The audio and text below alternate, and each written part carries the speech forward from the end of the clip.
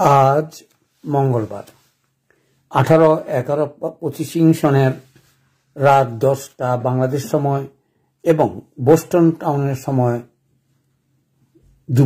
সকাল 11টা। আমরা আজকের আলোচনা রেখেছি নোটিশ মতে, অর্থাৎ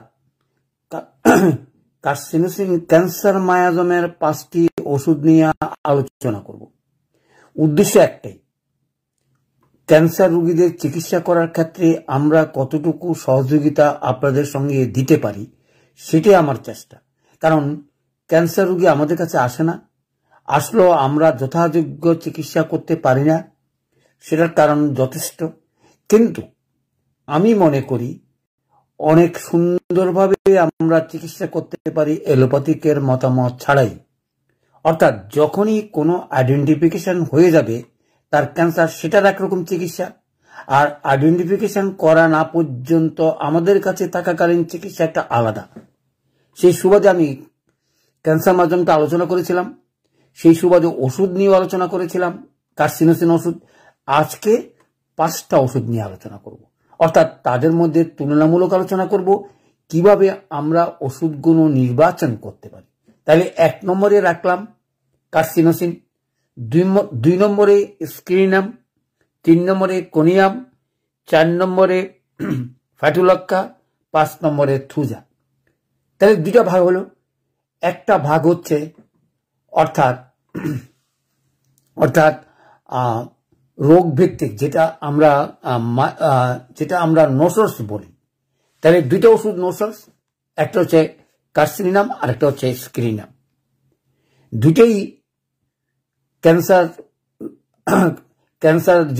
ক্যান্সার অংশ থেকে তৈরি করা হয় এবং সেগুলো আমরা বিস্তারিত আলোচনা করতে পারবো না। আমরা আলোচনা করব যে কি সহজে মনে রেখে ওষুধটা প্রয়োগ করতে পারি। দেখুন, হোমিওপ্যাথিক বিশাল বিজ্ঞান, আলোচনা করতে গেলে শেষ করা যায় না। কোন পয়েন্ট বাদ দিয়ে কোন পয়েন্ট আপনাদের সঙ্গে বুঝিয়ে দেওয়ার চেষ্টা করব।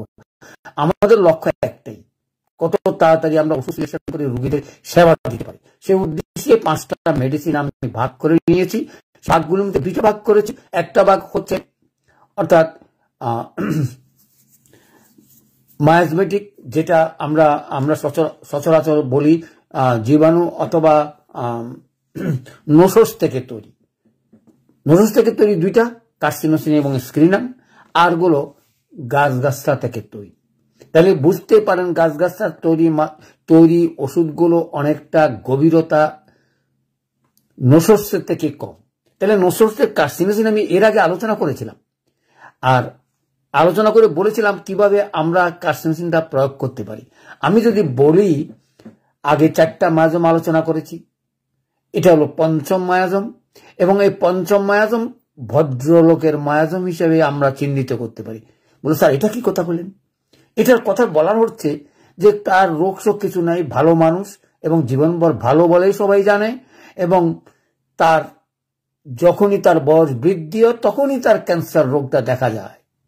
অন্য কোনো কারণ থাকলে আলাদা কথা, কিন্তু এরকম কারণ যদি হয় আমরা কিভাবে ওষুধগুলো মনে রাখতে পারি। আমি 2টা ওষুধের নাম বলেছি, কার্সিনোসিন এবং স্ক্রিনাম। দেখুন, কার্সিনোসিন প্রয়োগ করার কতগুলো লক্ষণও বলেছিলাম। প্রথম কথা ছিল আমাদের বংশগতি থাকলেই আমরা কার্সিনোসিন দিয়ে কার্সিনোসিন প্রিভেন্টিভ করতে পারি, এবং কার্সিনোসিন মায়াজম আমরা যখন প্রকাশ করেছিলাম বংশগতির ধারাবাহিকতা থাকলেই আমরা করতে পারি। আর অনেকগুলো রোগ অর্থাৎ মায়াজম মিলে কার্সিনোসিন হয়, আর অথবা অন্য কোনো কারণে কার্সিনোসিন ক্যান্সার হয়। এগুলো মনে রাখতে হবে। ক্যান্সার রোগ এলেই যে আমি কার্সিনোসিন দেবো তা না, কিন্তু বংশগতি যদি না থাকে তাহলে ধরেই আমরা কার্সিনোসিন ব্যবহার করতে পারি না। সেটাও চেষ্টা করবো একটু আলোচনা করার। এই 5টা ওষুধ মনে রাখার চেষ্টা করবেন। তাহলে কার্সিনোসিন আমরা ব্যবহার শিখলাম বংশগতির দ্বারা থাকলে, অথবা কারো যদি চিহ্নিত হয়ে যায়, অথবা তারা সেই ভদ্রলোকের অন্য কোনো কারণ আমাদের জানা নাই, অথবা অ্যাকুট কোনো কারণ, অথবা অন্য কোনো, যেমন আমরা অনেক সময় বলে থাকি সিগারেট খেলে হয়, আঘাতের কারণে হয়, মানসিক কষ্টের কারণে হয়, অন্য কোনো অপারেশনজনিত কারণে হতে পারে। সে সকল কারণ ছাড়া যদি মায়াজমেটিক সাইকোটিক শরিক হয়ে কার্সিনোসিন হয়, সেটা টিউবারকুলোসিস নাও হতে পারে, সরাসরি কার্সিনোসিন অর্থাৎ ক্যান্সারের দিকে রূপ নিতে পারে, তখন আমরা এই ওষুধটা ব্যবহার করতে পারি। কিন্তু যখন অন্য কোনো কারণ থাকে তখন আমরা কার্সিনোসিন ব্যবহার করতে পারি নাই। তার জন্য তিনটা কথা মনে রাখলেই হলো। একটা হচ্ছে অতিরিক্ত পারফরমেন্স, অর্থাৎ ব্যক্তিত্ব সম্পন্ন লোক যারা যারা মানসিক অথবা কড়া শাসনের ভিতরে মানুষ হয়ে আসছেন এবং অনিদ্রা জনিত রোগের কারণে দীর্ঘদিন ভোগেন, অথবা যাদের অ্যালার্জি এবং মাসিক অনিয়মিত আছে, এই ধরনের রোগীরও ক্যান্সার হইতে পারে। কিন্তু অন্য কোনো কারণ আমাদের জানা নাই, কোনো মায়াজমেটিক আমরা জানলাম না, অথবা মায়াজমেটিক থেকে হলো সেটাও আমরা বুঝলাম না। কিন্তু আমরা যদি মায়াজমেটিক ভাগ করে রোগগুলো নির্বাচন করতে পারি তাহলে হয়তো আমাদের সহায় হোক। কিন্তু এই 5টা লক্ষণ থাকলেই আমরা প্রিভেন্টিভ হিসাবে এই ওষুধটা প্রয়োগ করতে পারি। কিন্তু প্রশ্ন আছে কখন প্রয়োগ করব, এটা আমাকে জানতে হবে। মাত্রা নিয়ে আপনাদের আর কোনো চিন্তা নাই, কারণ মাত্রা আমি প্রথম দিনে বলে দিয়েছি। এলএম সিস্টেম পদ্ধতির মাত্রা, আমাদের মাত্রার উপরে আমার ভিডিও আছে, সেটা দেখবেন। আর অ্যাকুইট কেসে ঘনমাত্রা এবং ক্রনিক কেসে দিনে 1বার বা 2বার অথবা 1 দিন বা 3 দিন পর পর আমরা প্রয়োগ করতে পারি। চলে আসি, তাহলে 5টা কারণ বললাম। কি কি কারণ? প্রথমে হলো বংশগতিতে যদি ক্যান্সার থাকে। দ্বিতীয় হলো ভদ্রলোকের ওষুধ, অর্থাৎ তার কোনো রোগ শোক হয় নাই, নানা রকম সাবমিসিভ অথবা কড়া শাসনের ভিতরে, অথবা মানসিক ট্রমা আছে, অথবা কোনো কিছু চাপা পড়ে আছে, অথবা অনিদ্রা, দীর্ঘদিন অনিদ্রা ভুগতেছে, এবং অ্যালার্জি, যেই চিকিৎসার কথা আমি বলছিলাম যে অ্যালার্জি আমি সহজে ভালো করতে পারি না, আজকে বুঝলাম এটাও ক্যান্সার রোগের পূর্বাভাস। অর্থাৎ ক্রনিক, যখনই কোনো অ্যালার্জিক ভালো হচ্ছে না, দীর্ঘদিন সে ভুগতেছে, ভালো আছে কিন্তু তার এই অ্যালার্জির কারণে কষ্ট হচ্ছে, সেই কষ্ট কি আমরা অনেক সময় বুঝতে পারি, এই কার্সিনোসিন ওষুধটাও ব্যবহার করতে পারি। মাত্রাটা কি হবে, ডোজটা কি হবে, এগুলো তো আমরা আলোচনা করি না। মনে রাখবেন, কারো প্রিভেন্টিভ যদি আমরা করতে চাই তাহলে মিনিমাম 4টা মাত্রা দেওয়া উচিত, অর্থাৎ 4টা শক্তি, M1, M2, M3, M4। অর্থাৎ কারো শরীরে যদি সেই মায়াজমের কোনো প্রভাব থাকে, অথবা মায়াজম অথবা ক্যান্সার হওয়ার প্রবণতা থাকে, অথবা ক্যান্সার হইতে পারে, তাহলে আমি 4টা মাত্রা দিয়ে আমি অবজারভেশন অথবা আমার লক্ষ্যে আমি পৌঁছাবার চেষ্টা করব। সেটা মাসিকের ঋতুস্রাবের অনিয়ম হোক, অ্যালার্জি হোক, ট্রমা হোক, সাসপেনশন হোক, বংশগতি থাকুক, অথবা অন্য কোনো যে থাকুক, আমরা এটা দিতে পারি। বংশগতি থাকলে তো 1 নম্বরে হয়ে গেল। আর যদি তার জীবন ইতিহাস নেওয়ার পরে যদি দেখতে পারেন তার কিছু সাবমিসিভ আছে এবং সে খুব কড়া শাসনের ভিতরে অথবা মানসিক কষ্টের ভিতরে তার হয়েছে, তাহলে আমরা এই ওষুধ, আমরা এর আগে আমি আলোচনা করেছিলাম মানসিক কষ্টের উপরে আমাদের যে ক্যান্সার হয় সেটা জেনে শুনেও আমরা অনেক সময় ওষুধ দিতে পারি না। কিন্তু প্রিভেন্টিভ হিসেবে প্রথম থেকে যদি আপনারা এটা দেন তাহলে ক্যান্সারের দিকে রূপ নাও যেতে পারে। তাহলে চলে আসি, এই কথাগুলো মনে রাখার চেষ্টা করব। দ্বিতীয় হচ্ছে স্ক্রিনাম। দেখুন, এটা নিয়ে আগে আমি আলোচনা করে পড়েছিলাম এবং কোন রকমের এটার উপরে বিস্তৃত আলোচনা করার মতন আমার বইপত্র পাইনি, জোগাড় করতে পারিনি। কিন্তু তখন আমি এটা ব্যবহার করতাম যারা কৃমি রোগে ভুগে, কৃমির কোনো চিকিৎসা দেওয়া যায় না, দিন দিনেই তার শরীর খারাপ হয়ে থাকে, অর্থাৎ তার ওজন কমা থেকে আরম্ভ করে নানা রকম ট্রাভেলস হয়ে থাকে, এবং কৃমি সমস্যার জনিত কারণে সেই ওষুধটা দিয়ে আমি যথেষ্ট উপকার পেয়েছি। সে কারণে আপনার বলবো, অর্থাৎ কৃমির দোষ জড়িত কারণে যদি কোনো রোগী ক্যান্সারের প্রবণতা থাকে তাইলে আমরা স্ক্রিনামটা প্রয়োগ করতে পারি। তাইলে বুঝতেই পাচ্ছেন যে এটা আমরা কখন প্রয়োগ করব। আরো একটা কথা, যখনই আমরা কোনো রোগ প্রতিরোধ করা অথবা দেওয়ার কারণে যদি কার্সিনোসিন কাজ না করে, তখনই আমরা স্ক্রিনাম ব্যবহার করতে পারি।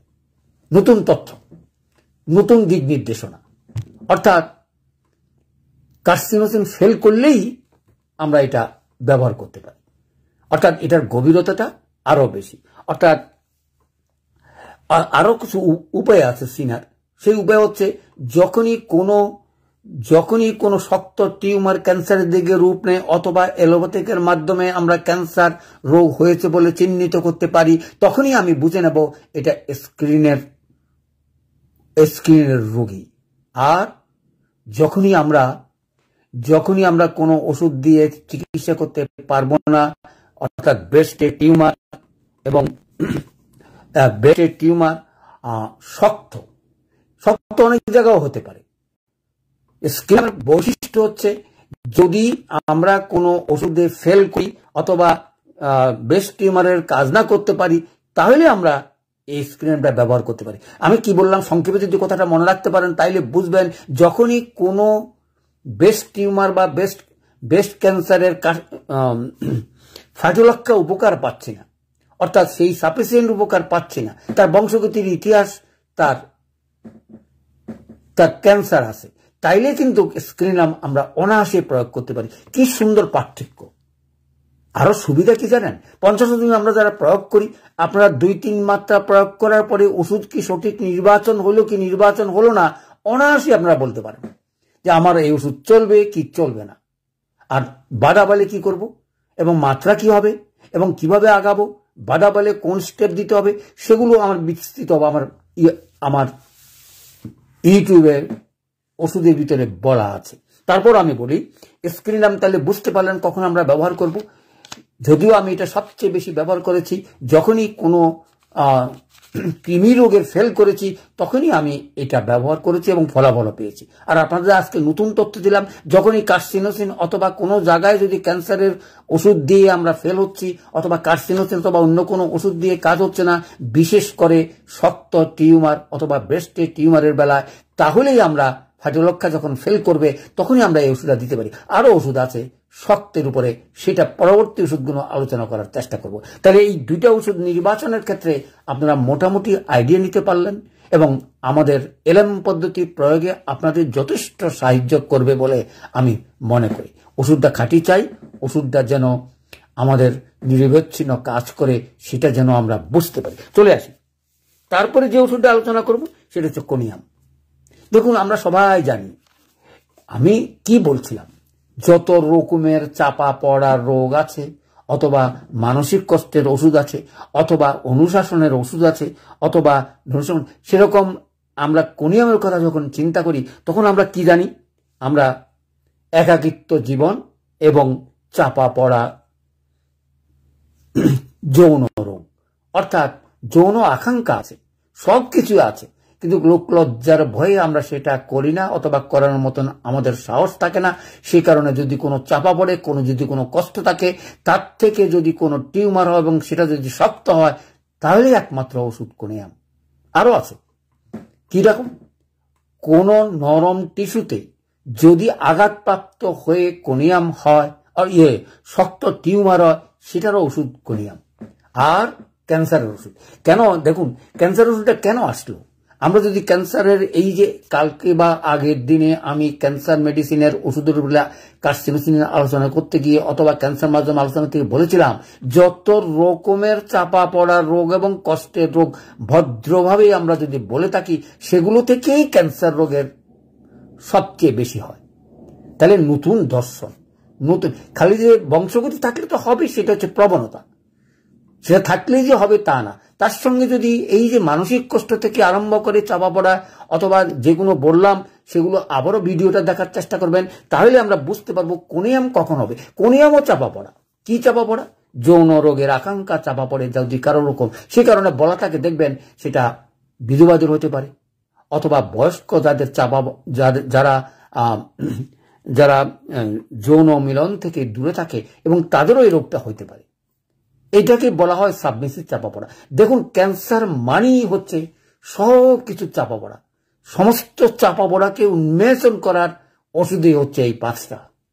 বলে স্যার এটা কি করলেন? সমস্ত চাপা পড়া মানে কি? এই যে বললাম আপনাকে, যৌন রোগ চাপা পড়ার ওষুধ হচ্ছে এটা, মানসিক কষ্টের ওষুধ হচ্ছে আরেকটা, যেটা আমরা জানি ইগনিশিয়া বা ন্যাট্রামিউর। কিন্তু এরকম যত রকমের যত কিছুই চাপা পড়ার রোগ হোক না কেন, সেগুলো থেকে উন্মোচন করতে গিয়ে যদি ক্যান্সারের দিকে রূপ নিয়ে যায়, তাইলেই এই ওষুধ আসবে। কখন আসবে? আরো সুন্দর করে বলে দিয়েছে, যখন কঠিন কোনো টিউমার হবে, যে টিউমার সহজে ভালো হবে না, আপনি ধরেও বুঝতে পারবেন যে না। এবং নরম জায়গায় যদি হয়, 3-4টা কথা, নরম জায়গায়, সাবমেসিভ, শক্ত টিউমার, পাকেও না, কিছুই করে না, এবং ক্যান্সারের দিকে যদি রূপ নেয়, যদি ক্যান্সারটা সিলেকশন হয়, তাহলে বা সিলেকশনের আগেও আমরা কোনিয়াম দিয়ে চিকিৎসা করতে পারি। আমি 3টে ওষুধের নাম বলছিলাম, কি কি? কোনিয়াম, ফাটলক্ষা, থুজা। তাহলে একটা জিনিস পেয়ে গেলাম, কি পেয়ে গেলাম? অর্থাৎ কোন রোগ চাপা পড়ে সেটা হয় এবং টিউমারের পজিশনটা কি এবং টিউমারের কারণটা, টিউমারের অবস্থাটা কি। যেমন থাইরয়েড থেকেও টিউমার হইতে পারে, সে টিউমার শক্ত হতে পারে, সেখানেও আমরা এই ওষুধটা ব্যবহার করতে পারি যদি শক্ত টিউমার হয় এবং বংশগতিতে যদি কোনো ধারা পাই, অথবা সাইকোটিক বা শরিক মিলেই যদি হয়, টিউবারকুলোসিসে নাও যেতে পারে। টিউবারকুলোসিস হইয়া যে ক্যান্সার হয় কিন্তু তা নয়। ক্যান্সার টিউবারকুলিনাম মায়াজমা আরেকটা জিনিস, আবার ক্যান্সার মায়াজমা একটা জিনিস। এই পার্থক্যটা মনে রাখার চেষ্টা করবেন। আমি সব মায়াজমগুলো আলোচনা করে এসেছি। আজকে এই 23তম ক্লাসে আমরা কার্সিনোসিন এর 5টা ওষুধ নিয়ে আলোচনা করছি। এর আগে সব ভিডিওগুলো দেখার চেষ্টা করবেন, যেটা আমেরিকায় এসে বোস্টন শহর থেকে আমি আপনাদের উদ্দেশ্যেই এই আলোচনাগুলো করেছিলাম। কারণ এর আগে হয়তো আর 2 বছর 3 বছর আগে করেছিলাম মায়াজম নিয়ে। চলে আসি তাহলে কোনিয়াম নিয়ে বুঝলাম যে কোথায় আমরা ব্যবহার করব। তার পরবর্তী যে ওষুধটা আসে ফাটুলক্ষা, এটা আপনারা সবাই জানেন। ফাটুলক্ষার লক্ষণ জানেন এবং ফাটুলক্ষা ভালো করে ব্যবহারও করেন, উপকারও পান। এই গাছগাছরা থেকে তৈরি এগুলো সুন্দর ওষুধ। তারপরও সেটা ক্যান্সারের উপরে কাজ করে। কোথায়? ব্রেস্ট টিউমারে। খালি ব্রেস্ট টিউমার না, এটারও শক্ত টিউমার। এবং গলায় যদি কোনো রকমের কোনো কাজ হয়, যেমন আমরা টনসিলের কথা বলি, ক্ষতের কথা বলি, তখন আমরা অনায়াসেই আমরা ফাটুলক্ষা দিয়ে উপকারী, যেটাকে আমরা বলা হয় মার্কসলের পরের ওষুধ। অর্থাৎ গাছগাছরা থেকে মার্কসল যদি বলি, একমাত্র ফাটুলক্ষা। কিন্তু মার্কসল তো আর গাছগাছরা থেকে তৈরি না, সেটা মেটালিক। তাহলে বুঝতে পারছেন এটা কত ইম্পর্টেন্ট, যেটা আমাদের খুবই প্রয়োজন। অনেক সময় আমরা ফাটুলক্ষা দিয়েই আমরা মার্কসলে যাওয়া উচিত বলে আমি মনে করি। তার কারণ যদি সিম্পল রোগ হয়ে থাকে, সিম্পল ওষুধ হয়ে থাকে, তাইলে তার বডিতে ফাটুলক্ষাই কাজ করবে। এই ওষুধের ভাগ বাটোয়ারাগুলো যদি মনে রাখতে পারেন, তাহলে অনায়াসেই ওষুধগুলো প্রয়োগ করতে পারবেন। আমাদের অসুবিধা তো কিচ্ছু নাই। আমরা M1 M2 দিয়ে ফাটুলক্ষা টেস্ট করতে পারি তরুণ রোগে। যদি কাজ না হয়, তারপর আমরা চিন্তা করব তার মায়াজমেটিক কোনো সিফিলিটিক মায়াজম আছে কিনা, তখন আমরা মার্কসলে যাব। আমি আপনাদেরকে ওষুধ ব্যবহার করার জন্য নিষেধ করতেছি না, খুব হুঁশিয়ার। স্টেপ বাই স্টেপ গেলে রোগীও থাকবে, চিকিৎসাটা সহজ হবে, বুঝতে পারবেন, আগামী দিনে দক্ষতার সঙ্গে চিকিৎসা করতে পারবেন। এখানে কোনো রোগ নেই আপনাদের হাতে চিকিৎসা হবে না, আমার হাতে হলে আপনাদের হাতে। এখানে বিজ্ঞানের তত্ত্ব, এখানে অন্য কোনো জিনিস চিন্তা করার উপায় নেই। আমরা অনেক সময় বলি কি, গুরু ছাড়া হয় না, আমরা কারো আন্ডারে থাকতে হবে। আমি এটা বিশ্বাস করি না। আমি বিশ্বাস করি পড়ালেখা করবেন, প্রয়োগ করবেন, প্রয়োগ করি নিজে নিজে দেখেন, নিজে নিজে অর্জন করেন যে আমি কি দেখলাম, আমি কি লক্ষণের ভিত্তিতে দিলাম, কেন কাজ হলো না, কাজ না হলে বাধাটা কোথায়, বাধা হলে আমি কোন বাধা কিভাবে অতিক্রম করব এবং আমি কিভাবে ওষুধ দিয়ে এগিয়ে যাব, সেটাও বিস্তৃত আলোচনা করা আছে। আমার কাছে টেলিফোন করার কোনো প্রয়োজন নাই। আপনারা ভিডিওগুলো একটু দেখে নিজেরাই প্রয়োগ করেন। হ্যাঁ, তারপরেও বলবো, যদি কোনো সময় কোনো রকমের বিপদে পড়েন, 1 বার 2 বার 3 বার ওষুধ দিয়ে ফেল করছেন, কোথায় যে বাধা বুঝতে পারছে না, হইতেই পারে। আমরা সবাই যে একেবারে প্রথম দিন থেকে ডাক্তারি করতে পারবো তা নয়। আজকে হয়তো 20 বছরের ফলাফল আপনাদের সঙ্গে শেয়ার করার চেষ্টা করছি, কিন্তু এর আগে আমাদেরকে কেউ এরকম ভাবে বলে নাই। আপনি যত সহজে এখন সহজভাবে চিকিৎসা করে দক্ষতার পরিচয় দিতে পারছেন, চিকিৎসা করতে পারছেন, সেটি আমি মনে করি আমার সার্থকতা, যারা আমার সঙ্গে থেকে দক্ষতার সঙ্গে সেবা দিতে পারছেন। চলে আসি, ফাটুলক্ষার কথা বললাম। অস্থিরতা থাকবে,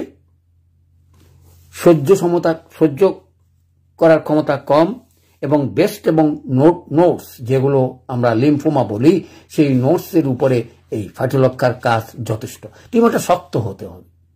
আবার অনেক সময় ক্ষতও রূপ নিতে পারে, যেটা আবার গলার ক্ষতের উপরে, যেমন আমরা ডিপথেরিয়ার কথা বলি, সেই ডিপথেরিয়ার 1 নম্বর মেডিসিন হচ্ছে এই ফাটুলক্ষা।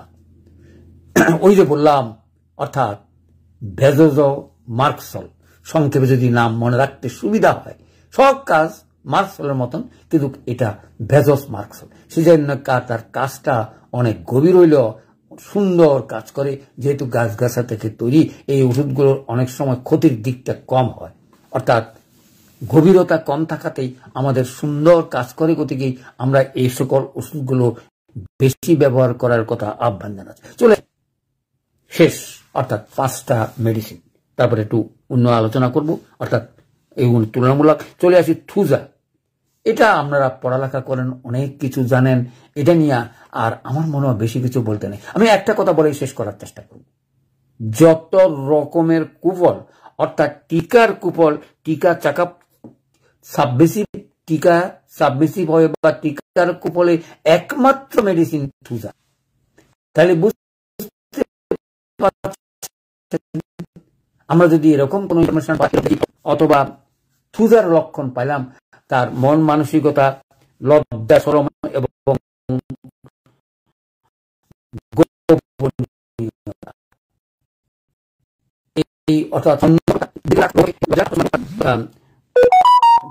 জীবন যেগুলো আমরা থুজাতে পাচ্ছি হলো সাবমেসিভ। কি সাবমেসিভ? অর্থাৎ টিকার কুফল অথবা টিকা অবদমিত হয়ে যে সকল রোগের ট্রাভেলস হয়, সেখানেই আমরা ক্যান্সার রোগীদেরকে আমরা থুজা ব্যবহার করতে পারি। দেখুন, এই যে বললাম দুটা কথা, একটা হচ্ছে সরিক সাইকোটিক বা সিভিলিটিক হইয়া টিউবার কার্সিনোসিন মায়াজম, তাইলে বুঝতেই পারলাম অর্থাৎ থুজা থেকেই আমরা অনেক সময় কার্সিনোসিন অথবা ক্যান্সার রোগের উৎপত্তি হয় বলে আমি মনে করি বা আমরাও মনে করি। ধরেন কারো কোনো বংশগতিতে ক্যান্সার নাই, তার কেন ক্যান্সার হবে?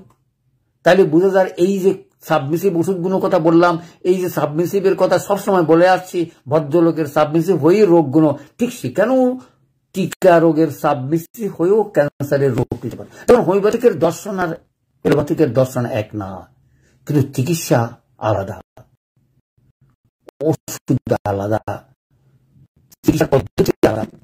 তারা অনবরত অ্যানালাইসিস করে দেখবে কি হলো কি না হলো। আমাদের লক্ষণ ভিত্তিক ওষুধ এবং কারণগুলো বের করতে পারলেই আপনাদের সকল রকমের ক্যান্সার রোগী অনায়াসেই ভালো হবে।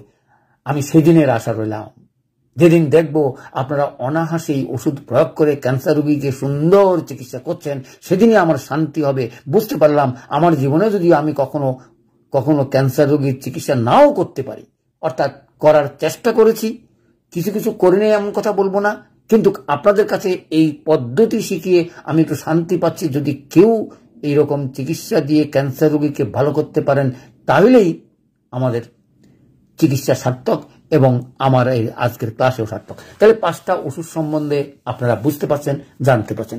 আলোচনা লেন্দি করার জন্য ছোট করে রাখতেছি। আমি আর অন্য 2টা ওষুধ আলোচনা না করলেই নয়। প্রশ্ন ছিল এই ছাড়া কি কার্সিনোসিন ক্যান্সারের কি ওষুধ নাই? দেখুন, আমি সত্য একটা দর্শন দিয়ে আপনাদেরকে জানাচ্ছি। যেমন আমার ধারণা ছিল যে সকল ক্যান্সার রোগী আমরা আর্সেনিক দিয়ে ভালো করতে পারি, তার একটা কারণও ব্যাখ্যা করেছিলাম। তার অর্থ এই কথা নয় যে ক্যান্সার রোগী হলেই আমি আর্সেনিক ব্যবহার করব, কিন্তু আর্সেনিকের লক্ষণ থাকলেই আমি ব্যবহার করব। আর আরো একটা তথ্য কথা আপনাদেরকে দিয়ে বলছিলাম, আমাদের দেশের প্রায় সকলেই পানিগুলো আর্সেনিক মুক্ত নয়। সেই কারণে ছোটবেলা গ্রামে গঞ্জে অথবা অন্য কোথাও যদি খেয়ে থাকেন, সেখান থেকে যার আর্সেনিক থেকে ক্যান্সারও রূপ নিতে পারে। সেই সকল ক্ষেত্রেই আর্সেনিকটা ক্যান্সারের ওষুধ হিসাবে বিবেচনা হইতে পারে, কিন্তু ক্যান্সার রোগের একেবারে মূল ওষুধ একথা বলা যাবে না। হ্যাঁ, অনেক সময় আমরা দেখবেন, আমি অনেক সময় বলি এই আর্সেনিকের ব্যবহার বেশি উচিত। আমি 2টা ওষুধের নাম বলবো এই 5টা ওষুধের বাইরে। একটা হচ্ছে ক্যালিব্র্যাকম, একটা হচ্ছে আর্সেনিক। দেখুন, আর্সেনিক এমন একটা ওষুধ, আগে ব্যবহার কম হইতো নানা কারণে, তার ক্ষতির দিকের কথা চিন্তা করে বর্তমান কিন্তু আপনাদের হাতে আমি তুলে দিয়েছি। অনায়াসেই আপনারা এলএম পদ্ধতি M1 M2 প্রয়োগ করতে পারেন, যেটা প্রয়োগ করে সুদূর প্রসারী করোনার যুগে আমি দেখেছি তার কাজ, এখনো দেখি। আমরা কোনো কিছু হইলেই কত ওষুধের পরিবর্তন না ও প্রয়োগ না করে আমরা আর্সেনিক দিয়ে ভালো করতে পারি। তার অর্থে কথা নয় আমরা একুয়েট রোগগুলোকে আর্সেনিক জীবাণুঘটিত বলেন, অন্য কিছু বলেন, সেগুলো যখন আমি আর্সেনিক আলোচনা করেছিলাম, বিস্তৃত আলোচনা করেছি। আজকে খালি বলে রাখবো, এই কথাটা মনে রাখবেন যে আমরা কোনো চিকিৎসা করার স্টেপ বাই স্টেপ যেতেই সুযোগ মতন পাইলে আপনারা ওষুধগুলো প্রয়োগ করলেই অনেক সময় আমাদের প্রিভেন্টিভ হয়ে যায়। যদি দেখুন, কেন বলতেছি, যদি কারো পানি খেয়ে তার শরীরের পানি খাওয়ার কারণে অথবা আর্সেনিকের কারণে তার যদি ক্যান্সার হয়, তাহলে তো ওষুধ তো তার আর্সেনিক, তার বংশগতিতে ক্যান্সার নাই। কিন্তু সেটা যদি এসে থাকে অথবা বোঝেন, অথবা 2-3-4টা বোতল 4টা পাওয়ার দিলেই আপনার সে প্রিভেন্টিভ হয়ে গেল, অর্থাৎ আর্সেনিকের আর দোষ থাকলো না এবং তার আর ক্যান্সারের দিকে রূপ নিল না। আপনারা যে কত উপকার করে থাকেন যারা এলএম পদ্ধতি ব্যবহার করেন, চিন্তাও করতে পারবেন না যে আমাদের কাছে চিকিৎসা করলে কত রকমের উপকার। কিন্তু প্রশ্ন একটাই, স্যার রুগী তো আমাদের কাছে থাকে না, চিকিৎসা হলে চলে যায়। সেজন্য চিকিৎসা পদ্ধতির কথা আমি আমার এলএম গ্রুপে সুন্দরভাবে আলোচনা করছি। কখনো রুগীও যাবে না আর জীবনভর চিকিৎসা করার চেষ্টা করবেন। আমাদের লক্ষ্য একটাই, মানুষ যেন 80 বছরের আগে যে কোনো রোগ শোক না হয়। আপনারা তো চ্যালেঞ্জিং এ যাবেন না, আপনারা বলবেন হ্যাঁ আমরা কি করি ক্যান্সার রোগ থেকে নির্মূল করবো, আমরা কি করি টিবি থেকে নির্মূল করবো। আমাদের সুন্দর প্রসেস করা আছে এবং সেই প্রসেস মতন আপনারা যাবেন। হ্যাঁ, সব রোগী আমাদের কাছে থাকবে না, আসবে না, কারণ আমাদের প্রচার প্রসার এবং তথ্যকতা দিয়ে প্রমাণ করার জন্য আমরা কেউ তৈরি না। নিজেরাই ঝগড়া করে করে আমরা দুরাচার করে ফেলেছি। অর্থাৎ আমাদেরকে যেন কেউ আর বিশ্বাস করে না, বিশ্বাস করার মতন কারণ নাই। এই সুদূর আমেরিকা এসে আমি অবাক হচ্ছি, আমাদের যে দর্শন, যে তথ্য, যে এরকম উপাত্ত দিয়ে যদি আমরা বাংলাদেশের চিকিৎসা করে এবং সেগুলো আমরা রিসার্চ পর্যায়ে নিয়ে আসি, ভবিষ্যতে আমরাই হব আগামী চিকিৎসা জগতের ভবিষ্যৎ। কিন্তু প্রশ্ন হচ্ছে বিলাই গলা গলটা বাঁধে চলে আসে। এসব কথা বলে লাভ নাই, আমি বুঝতে পারছি, কারণ বিদেশে এসেও দেখেছি যে চিকিৎসার নামে কি হয়। চলে আসি, তাইলে চলে আসি।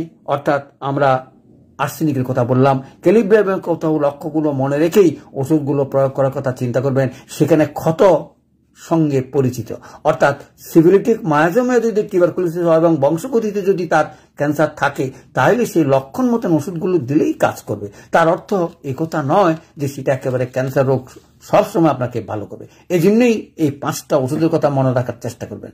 আর 2টা এক্সট্রা বললাম, আর এগুলির ভিতরে মনে রাখার একটা কৌশল বলেই আলোচনা আজকে শেষ করব।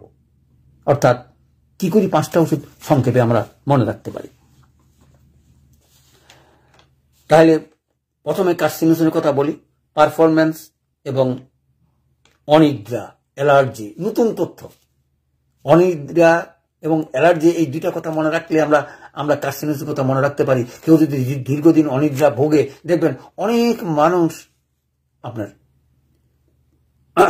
ঘুমের ওষুধ খাইয়ে কাটায় এবং আজ হয়তো 5 বছর 10 বছর ঘুমের ওষুধে খাচ্ছে। আপনার অনায়াসেই তখন আপনি কার্সিনোসিন ব্যবহার করতে পারেন, কারণ সে এডিক্টেড হয়ে গেছে, চাপা পড়ে আছে, তার ঘুমগুলো ক্লিয়ার হচ্ছে না। সে কোনো এক সময় হয়তো সে এই দুরারোগ্য রোগে আক্রান্ত হইতে পারে।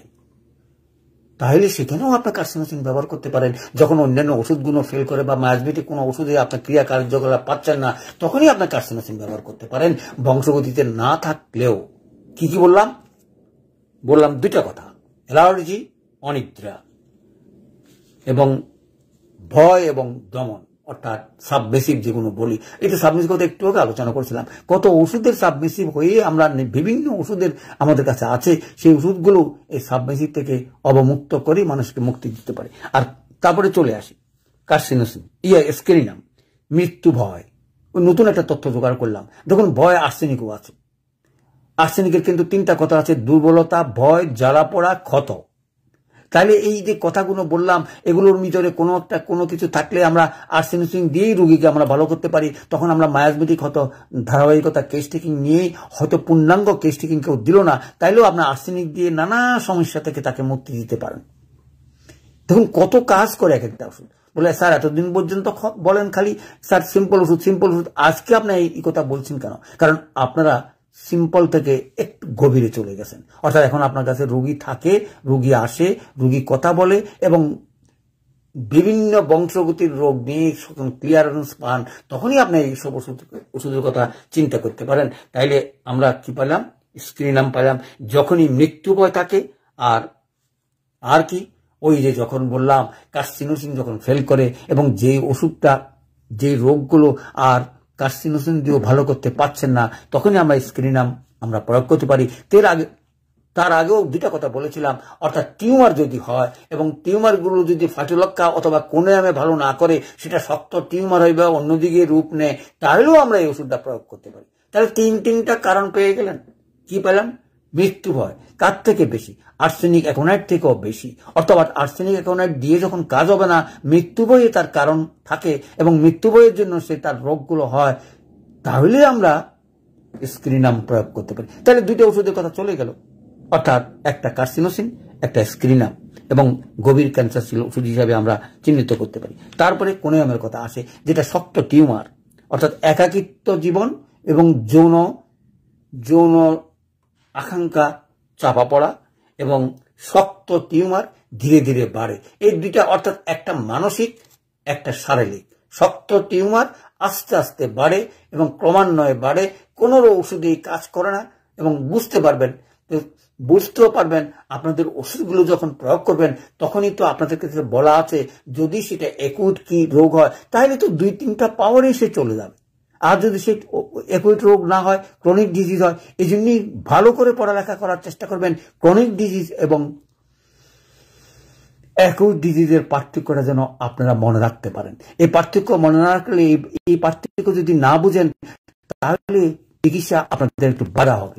ভুল করবেন না, ভুল করলেই আপনি দূষণ পড়তে হবে, রোগী চিকিৎসা করতে বিভ্রাট হবে। সেই জন্য সিম্পল ওষুধ দিয়ে প্রথমেই একুইট রোগীর চেষ্টা করবেন। এবং সেই একুইট রোগী, আমি তো বললাম 7 থেকে 15 দিন ম্যাক্সিমাম, আমি বলবো না 2 থেকে 3 দিন, হতে পারে 2 থেকে 3 দিন যদি কোনো ওষুধে ফেল করেন, হয়তো আরেকটা ওষুধ দিয়ে দেখলেন, তো 2-3টা দেখলে 6 দিন চলে গেল, তাহলে বলবেন আপনার সিলেকশনটা ঠিক হয় নাই। আর অথবা কাজ যদি না হয়, তাহলে আপনার গভীর ক্রিয়াশীল ওষুধগুলোতে যাবেন। সেটা 7 দিনও যেতে পারেন, 2 দিন পরেও যেতে পারেন। এরকম 4-5টা রোগী দেখলেই আপনার চোখ খুলে যাবে, কারণ আপনি অন্যদের মতন ডাক্তারি করেন না, রোগ দৃষ্টে কোনো ওষুধ দেন না, আপনার লক্ষণের উপরে ভিত্তি করে ওষুধ দেন, এবং যে কোনো রোগে হোক। এবং ইভেন আপনার শুনলে অবাক হবেন, সেটা যদি ক্যান্সার রোগ প্রথমে হয়ে থাকে, প্রথম বেলোডোনাতে চলে যাবে, অ্যাকোনাইটে চলে যাবে, যদি তার গভীরতা অথবা সেই ওষুধের লক্ষণ থাকে। হোমিওপ্যাথিক ওষুধের কি জিনিস এখনো যারা দর্শন করেন নাই, আমি উপরওয়ালার কাছে প্রার্থনা করি আপনাদের সেই দর্শন হোক, ওষুধের ক্রিয়া কার্যকলাপ দেখেন। যারা দেখেছেন তারাই জানতে পারে, তারাই আর এলএম পদ্ধতির কথা অনবরত বলতেছে। হ্যাঁ, আমাদের কঠিনত্ব আছে, কারণ আমরা সিলেকশন করা অনেক সময় হয়তো কঠিন হতে পারে, ভুলভ্রান্তি থাকতেই পারে, তাতে করে ভয় পাওয়ার কিছু নেই। ওষুধ আপনাদের হাতে আছে। চলে আসি কোনিয়ামের পরে, চলে আসি ফাটিলক্ষা, যেটা নিয়ে আপনারা জানেন, ফাটিলক্ষার কথা বলছিলাম। এখন আরেকটা নতুন তথ্য, অস্থিরতা। অর্থাৎ আর্সেনিকে যেরকম অস্থিরতা, রাষ্ট্রপতি যেরকম অস্থিরতা আছে, সেরকম ফাটিলক্ষাতেও অস্থিরতা আছে। আর ব্যথাযুক্ত নোডিউলস, ব্রেস্ট টিউমার, অনেক সময় ব্যথা কম হয় এবং নোডিউলসেরও ব্যথাগুলো কম থাকে। তাইলে আমরা বুঝতে পারবো শক্ত, ব্যথা কম। পাকারও সম্ভাবনা অনেক সময় থাকে না, অনেক সময় থাকে। তাইলে পার্থক্যটা মনে রাখার চেষ্টা করবেন। অর্থাৎ কোনিয়ামের কি কারণে, কোনিয়ামগুলো অনেক সময় কঠিন হয় এবং ফাটিলক্ষাটা অনেক সময় সহজ। আরো একটা কথা বলি, কত তথ্য। এই যে কোনিয়ামের কথা বললাম আর ফাটিলক্ষার কথা বললাম, আপনি যদি টিউমারগুলো ধরে দেখেন, যখনই দেখবেন টিউমারটা উপড়ে থুপড়ে, তখনই কোনিয়ামের কথা ভাববেন। কারণ কোনিয়ামটা আমাদের হরমোনের উপরে কাজ করে, যেটা আমরা বলে থাকি, এবং সেটা এবড়ো হইলেই বুঝবেন এবং শক্ত হইতে হবে। আর এবড়ো হইলে বুঝবেন এটা ক্যান্সারের রূপ নেওয়ার প্রবণতাটা বেশি। কিন্তু ফাটিলক্ষা কিন্তু তাই না। ফাটিলক্ষাটা অনেক সময় মিশ্রণ, অর্থাৎ ধরলেই বুঝবেন এটা কোনো উঁচু নিচু নাই। তাইলে বুঝতে পারছেন কখন আমরা কোনিয়াম দেব, কখন আমরা ফাটিলক্ষা দেব। আর তৃতীয় ওষুধটা, অর্থাৎ গাছগাছার জন্য ক্যান্সার রোগীর তৃতীয় ওষুধটার নাম হচ্ছে তুজা। সেটাও আপনারা বুঝতে পারবেন। গোপনীয়তা, অর্থাৎ সন্দেহ প্রবণতা, নিজেকে গোপন করে রাখা, কোনো জিনিস প্রকাশ না করা, এই সকল থাকলেই আমরা থুজা ব্যবহার করতে পারি। আর তো সবাই জানেন, এবং গ্রামে গঞ্জেও সবাই জানে, আসলের ওষুধ থুজা। কিন্তু আমরা যারা ডাক্তারি করি তারা এভাবে করবেন না। আসলের ওষুধ কিন্তু থুজা নয়। থুজা আসিলের প্রধান ওষুধ এবং সেখানে পলিপ হতে পারে, থুজা হইতে পারে, সিস্ট হইতে পারে। অর্থাৎ দেখুন তিন জায়গায় যদি আমি মনে করি বুঝতে পারি, যেমন গড়ায় পলিপ হতে পারে, নাকে পলিপ হতে পারে, পেছনের রাস্তা পলিপ হতে পারে, এবং যেই জায়গায় পলিপ হোক না কেন, যেই জায়গায় আমাদের আঁচিল হোক না কেন, আঁচিল তো বাহ্যিকভাবে দেখা যায়, পলিপ অনেক সময় বাহ্যিক থেকে দূরের থেকে দেখা যায় না, এটা অনেক সময় শরীরের ভিতরে হয়ে থাকে। নাকের কথা বললাম, পেছনের রাস্তার কথা বললাম, গলার কথা বললাম, কানের অনেক জায়গায় হয়ে থাকে পলিপ, যে কোনো জায়গায় হোক না কেন, যেমন জরায়ুতে অথবা ফেলোপাইন টিউবে যদি হয়, সেখানেও এই সিস্টের কথা বলা আছে এবং সেখানেও থুজা ওষুধ, এই থুজার থেকে ক্যান্সারের রূপ নিতে পারে। তাহলে বুঝতে পারছেন, অনায়াসে আপনারা থুজাটা ব্যবহার করতে পারেন। যখনই আপনার মায়াজম্বিতে ভাগ করে রোগীলিপি নেবেন এবং দেখবেন, তখন আপনি অনায়াসে 1 মাত্রা, 2 মাত্রা বা 3 মাত্রা থুজা দিতেই পারেন। যে প্রিভেন্টিভ হিসাবে আমি 4 মাত্রা দিয়ে যেতে পারি, যেটা আমি বলি 4 মাত্রাই তার সংশোধনের রাস্তা হবে। চিকিৎসা আরো ওষুধ লাগবে কি লাগবে না সেগুলো পরের ব্যাপার। এই জন্য আপনাদেরকে বলি, ওষুধ প্রয়োগ করে করে দেখবেন আমি জীবনে অনেক গুণ পাওয়ার, অনেক উঁচু স্তরে চলে যাওয়া হয়েছে। যেমন টিউবারকুলোসিস 60 থেকে 70, 80, 50 থেকে 60 পর্যন্ত দেওয়া হয়েছে। সালফারও তাই। আর আর্সেনিকের কথা তো বলতেই পারবো না, আমি 96 না 97 পর্যন্ত খালি আর্সেনিক অ্যালবাম দেওয়া হয়েছে। যে রোগীটা আমার মনে হয় ক্যান্সার রোগটা হয়েছে তার এই পানি থেকে, অর্থাৎ আমাদের কল থেকে। কল মানে বাংলাদেশ কিন্তু অনেকটা আর্সেনিকের জল মুক্ত নয়, সেই কারণে কারো যদি ক্যান্সার হয়ে থাকে, অর্থাৎ বংশগতিতে যদি না থাকে, ওই আর্সেনিকেই তার কাজ করবে।